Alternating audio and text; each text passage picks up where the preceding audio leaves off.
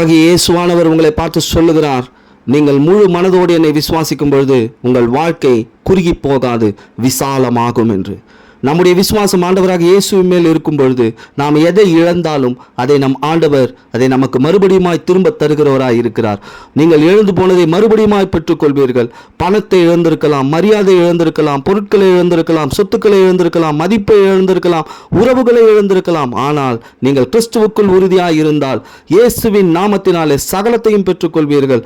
மரணமே வந்தாலும் சரி, இடுக்கமான சூழ்நிலை வந்தாலும் சரி, வாழ்க்கையில் வறட்சிகள் வந்தாலும் சரி, அது நம்மை சேதப்படுத்த கர்த்தராகிய இயேசுவின் மேல் உங்கள் விசுவாசம் உறுதியாய் இருக்கும் பொழுது சத்துருக்கள் மத்தியிலே நீங்கள் இருந்தாலும் யாராலும் உங்களை ஒன்றும் செய்ய முடியாது.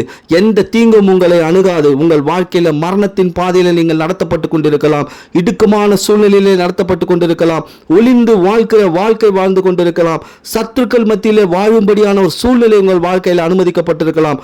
உங்களுடைய வாழ்க்கையில இடுக்கம் ஒன்று இருந்தால் நிச்சயமாகவே கர்த்தர் அதை விசாலமாய் மாற்றுவார்.